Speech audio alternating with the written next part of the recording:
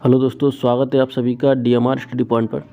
और आज हम बाल विकास एवं शिक्षा शास्त्र के बेहद महत्वपूर्ण प्रश्न आपके लिए लेकर के आए हैं। तो एक एक प्रश्न अपने आप में बेहद महत्वपूर्ण है और सिलेक्टेड है, जो कि प्रीवियस परीक्षा में पूछे गए हैं। तो बिल्कुल ध्यान से आप पढ़िएगा। तो चलिए फिर स्टार्ट करते हैं। और अभी तक आपने चैनल को सब्सक्राइब नहीं किया है तो प्लीज़ सब्सक्राइब कर लीजिए, जिससे आगे भी आपको इसी प्रकार के यूजफुल वीडियो मिलते रहें। तो पहला क्वेश्चन है, निम्न में से अधिगमकर्ता शिक्षण प्रक्रिया का कौन सा चर है? ऑप्शन देखिए, स्वतंत्र चर, आश्रित चर, मध्यस्थ चर या फिर उपर्युक्त सभी। यहाँ पर अधिगमकर्ता का मतलब क्या है? अधिगमकर्ता मतलब विद्यार्थी, ठीक है। तो विद्यार्थी क्या होता है? आश्रित होता है। तो इसका ऑप्शन नंबर 2 सही हो जाएगा, यानी कि आश्रित चर, ठीक है। और यह प्रश्न रीट 2016 में पूछा गया है, इसलिए बेहद महत्वपूर्ण हो जाता है। तो यहाँ से आप देख लीजिए, इसके बारे में डिटेल भी है। शिक्षण अधिगम प्रक्रिया में 3 चर होते हैं, ठीक है। तो 3 चर कौन कौन से हैं? अध्यापक को स्वतंत्र चर, ठीक है, अध्यापक जो है उसको स्वतंत्र चर माना जाता है। विद्यार्थी को आश्रित चर और पाठ्यक्रम जो है उसको मध्यस्थ चर कहा जाता है। तो मोस्ट इम्पोर्टेंट प्रश्न है, इसको ज़रूर ध्यान रखिएगा, ठीक है। चलिए बढ़ते हैं अगले प्रश्न की ओर। तो क्वेश्चन है, बाल मनोविज्ञान के अनुसार शिक्षा के क्षेत्र में मुख्य स्थान है। ऑप्शन देखिए, बालक का, अध्यापक का, अभिभावक का या फिर प्रशासक का। दोस्तों, ये प्रश्न भी यूपी टेट में 2014 में पूछा गया है, इसलिए ये भी बेहद महत्वपूर्ण हो जाता है। तो इसका सही आंसर हो जाएगा ऑप्शन नंबर 1, यानी कि बालक का, ठीक है। तो बाल मनोविज्ञान के अनुसार शिक्षा के क्षेत्र में मुख्य स्थान किसका है? बालक का। चलिए अगला प्रश्न देखते हैं। यह कथन, तुम मेरी पीठ खुजाओ मैं तुम्हारी खुजाऊंगा, निम्नांकित में से किस प्रकार की नैतिकता की ओर इंगित करता है, जैसा कि पियाजे ने बताया? तो ऑप्शन देखिए, सहयोग की नैतिकता का आरंभ। ऑप्शन 2 है पूर्व रूढ़िवादी नैतिकता। ऑप्शन 3 है वास्तववाद। और ऑप्शन 4 है नैतिकता से कोई संबंध नहीं है।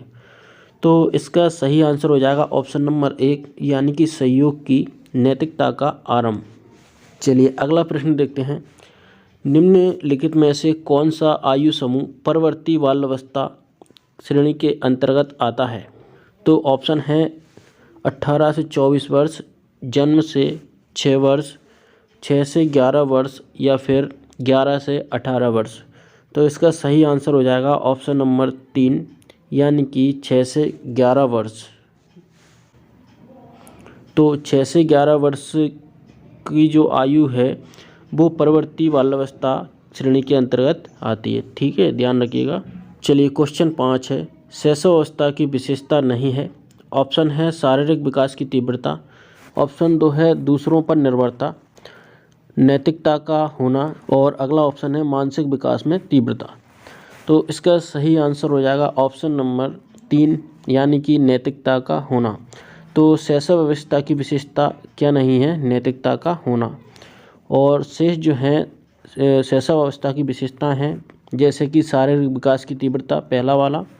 दूसरा है दूसरों पर निर्भरता। और चौथा है मानसिक विकास में तीव्रता, ध्यान रखिएगा। चलिए क्वेश्चन 6 है, जेंडर। जेंडर के बारे में पूछा है यहाँ पर। तो जेंडर क्या है ना? तो एक आर्थिक अवधारणा है। ऑप्शन 2 है एक जैविक निर्धारक है। ऑप्शन 3 है एक मनोवैज्ञानिक सत्ता है। और ऑप्शन 4 है एक सामाजिक संरचना। तो इसका सही आंसर हो जाएगा ऑप्शन नंबर 4, यानी कि जेंडर जो है एक सामाजिक संरचना है, ठीक है। चलिए क्वेश्चन नंबर 7 देखते हैं।